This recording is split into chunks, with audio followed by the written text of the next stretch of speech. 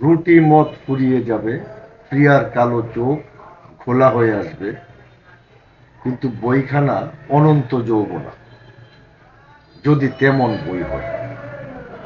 আমরা জানি এই বিখ্যাত উক্তিটি লিখেছেন পারস্যের একজন কবি, তার নাম হচ্ছে অমর খৈয়াম।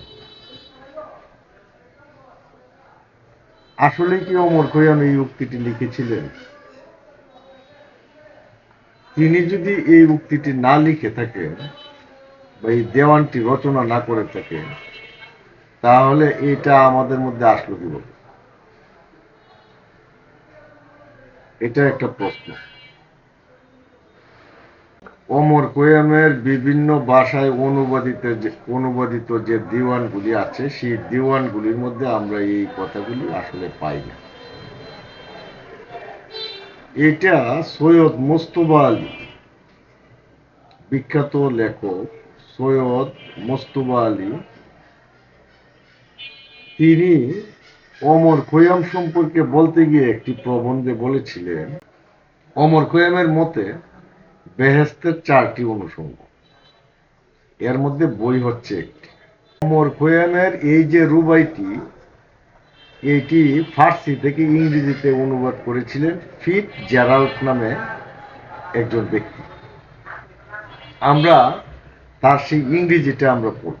তিনি অনুবাদ করেছিলেন এইরকম: hare with a loaf of bread beneath the board, a flask of wine, a book of verse, and though beside the singing in the wilderness, and wilderness is paradise alone.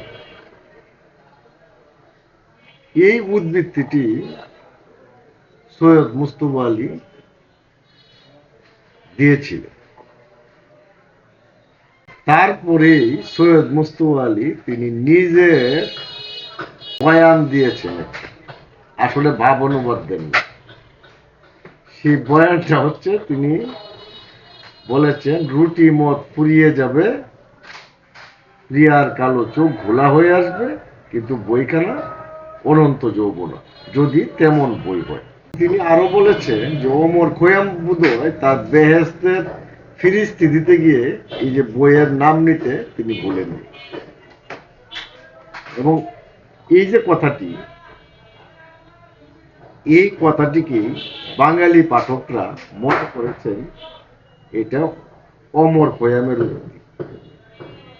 ফলে যুগ যুগ ধরে আমরা জেনে আসছি যে ওই যে রুটি মদ ফুরিয়ে যাবে, প্রিয়ার কালো চোখ ঘোলা হয়ে আসবে, কিন্তু বইখানা অনন্ত যৌবনা, এটা অমর খৈয়ামের উক্তি। আসলে এটা অমর খৈয়ামের উক্তি নয়। এটা প্রমাণ করতে গেলে অমর খৈয়ামের যে রুবাইগুলি, এইগুলি একবারে সরাসরি ফার্সি থেকে অনুবাদ করেছেন আমাদের কবি কাজী নজরুল ইসলাম। আর ফিটজেরাল্ডের যে অনুবাদ আছে, ইংরেজিতে অনুবাদ করেছিলেন, এটার যে 11 নাম্বার যে রুবাইটি, এই 11 নাম্বার রুবাইটি হচ্ছে এই রুবাই। সেখানে কাজী নজরুল ইসলাম এই 11 নম্বর রুবাইটি ফার্সি থেকে সরাসরি বাংলায় অনুবাদ করেছেন এইভাবে: এক সুরাহি সুরা দিও একটু রুটির ছিলকেয়া, প্রিয়া সাকি তাহার সাথে একখানি বই কবিতার, জীর্ণ আমার জীবন জুড়ে রইবে প্রিয়া আমার সাথ, এই যদি পাই চাইব না কো তক্ত আমি সাহার সার। 11 নম্বর রুবাইয়ের পরবর্তীতে অনুবাদ করেছেন বিশিষ্ট নাট্যকার, গীতিকার সিকান্দার আবু জাফর। সিকান্দার আবু জাফরের যে অনুবাদটি, সেটিও আমরা নিব। এখানে কোথাও পল্লব ঘন নির্জন তরুতলে বসে থাকি যদি নিরুদ্বিগ্ন দিন কাটাবার ছলে, সাথে থাকে যদি কিছু আহার্য মদিরা পাত্র ভরা, একটি কাব্য সুরভিষিক্ত সুন্দর শতদলে নবজীবনের সলাস মধুর বিস্ময়ে সচিকতার সাথে।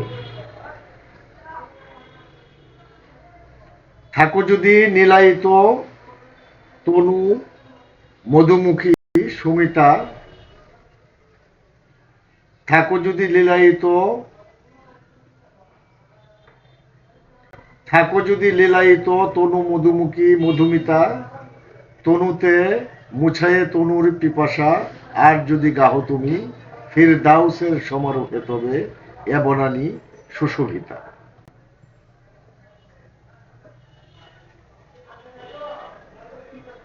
তারপরে বাংলায় এই রুবাই রচনার সবচেয়ে জনপ্রিয় ব্যক্তির নাম হচ্ছে কান্তিচন্দ্র ঘোষ।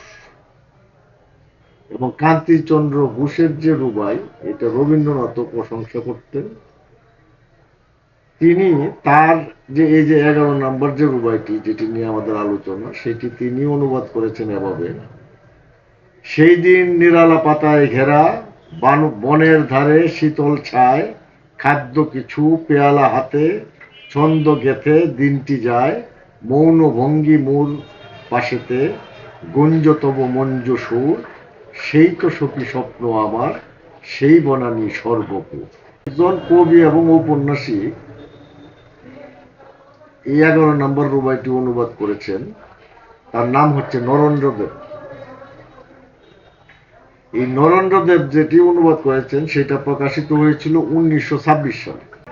তিনি লিখেছেন, এই তরুতলে তোমায় আমায় কৌতূহলে এ জীবনের যে কটা দিন কাটিয়ে যাব প্রিয়ে, সঙ্গে রবে সুরার পাত্র আর কিছু আহার মাত্র, আর একখানি ছন্দমধুর কাব্য হাতে নিয়ে থাকবে তুমি আমার পাশে, গাইবে সখী প্রেমোচ্ছ্বাসে, মরুর মাঝে স্বপ্ন স্বর্গ করব বিরোচন, গহন কাননে হবেল সই নন্দনেরই বন। এই যে আমরা অনুবাদগুলি পড়লাম, এই অনুবাদগুলি কোথাও তো রুটি মত ফুরিয়ে যাওয়ার কথা বলা নেই।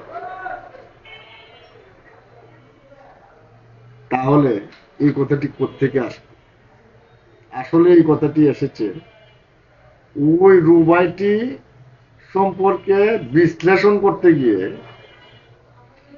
বই সম্পর্কে মূল্যায়ন করেছেন সৈয়দ মুজতবা আলী। অর্থাৎ কথাটা সৈয়দ মুজতবা আলীর নিজস্ব, এটা অমর কোরআনের না।